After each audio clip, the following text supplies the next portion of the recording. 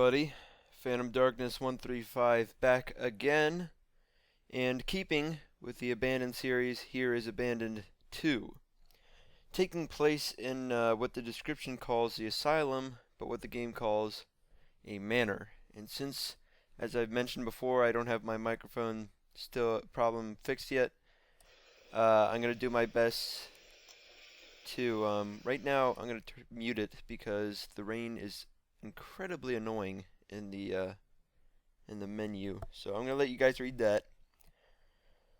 So apparently this manor is also an asylum. It looks like an asylum on the inside, you'll see. And for those of you who haven't seen the first video in the series, go watch it. No, I'm just kidding. It's not a pop-out scary game. It's more of a suspenseful game. So pretty good play, I gotta say. The rain is super annoying, but once we get inside, I think it'll stop. So, in case you did not read that, like I told you to, we are trying to, can I move that? No.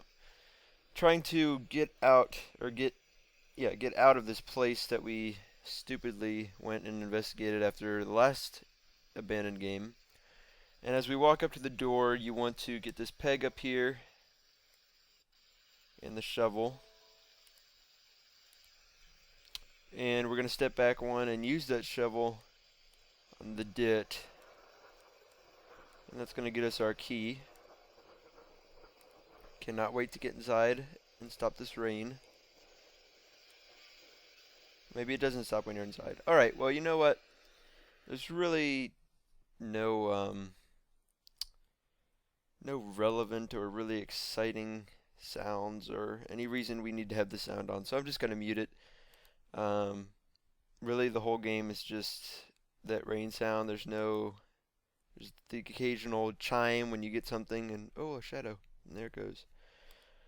When you get something, but otherwise it's just annoying. Alright, so what we did in the last room, we went in the manor, we turned left, and we broke the glass to get a second wooden peg, and the third one is behind this piece of wallpaper that you slide out. Oh, I can hear myself think now.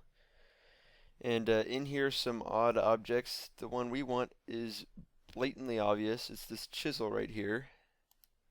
And we'll be coming back to this room in just a bit.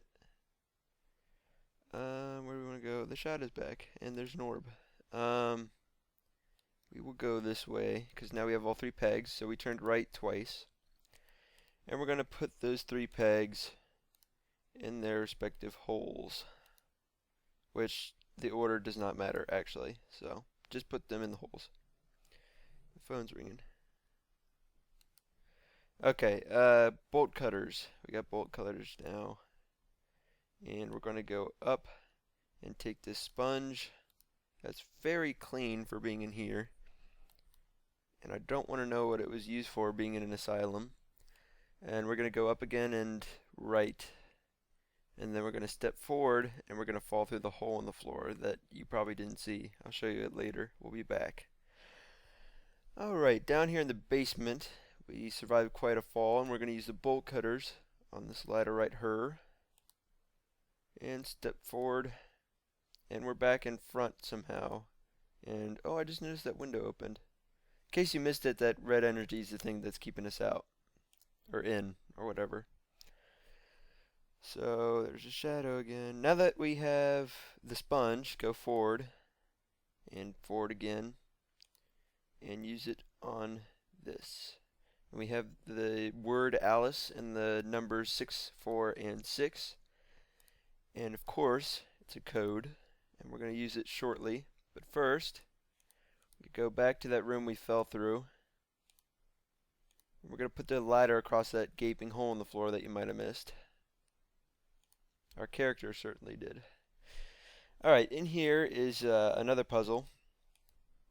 There's colors on the ceiling there. It's a little dark. And use the chisel on certain tiles. Some of them you can see pretty plainly, but it took me a while to find all of them when I went through my first playthrough. I think there's that one. And then there's a couple over here. Somewhere. There's another one. And one more. Where is it? I know it's over here somewhere. Maybe it's, yeah, there we go. Okay, so basically, essentially, what this puzzle is telling us is that these four colors on the ceiling, green, blue, red, and yellow, correspond to the direction the fish are facing. So red is left, up is yellow, green is right, down is blue. And in this blank one up here, there's a key. So pick that up and stepping out of here, go back and back again. And there's actually a secret room behind us, so not really secret, but it's, you don't really know it's there. And use the key we just found on that door. And now we put that puzzle to use. So the colors on the ceiling were green, blue, red, and yellow, I think.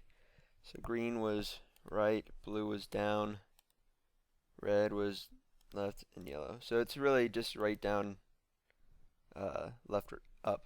Yeah.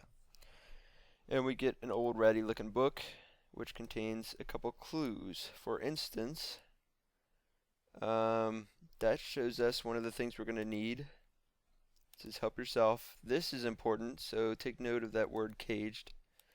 And at the very end, get a little key. And I'm pretty sure, am I missing anything in here? Pretty sure I got everything in here. Alright, so now that we have that key, we can go over here and look at this roster. And you'll see that all these numbers have the same first three except for this one that has 4, 2, 1, 3. So we're going to insert the key in there. 4, 2, 1, and 3. And that'll open that security gate for us. We keep hearing voices. Creepy. Up here at the left, there's an old key in there that you need to get, and there's a box, or what do you call it? Matchbox. Yeah. In here, there's a lockbox, and you want to use these. I kept clicking on the middle, but you want to click on the tops and bottoms to get the number to change. And the answers from that writing earlier that said Alice 646. I hate that. For some reason it does that every once in a while. I'm playing this on the actual maker's website, which is Melting Minds.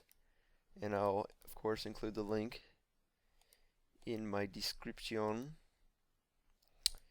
And so we get the amulet, and now we come to the piano. And I'll turn this on to point out one thing. See, that's what the rain sounds like. If I had the volume on, you can hear it a little bit. It's annoying. So, that word cage I told you to pay attention to, we're going to use it right here. We're going to do C.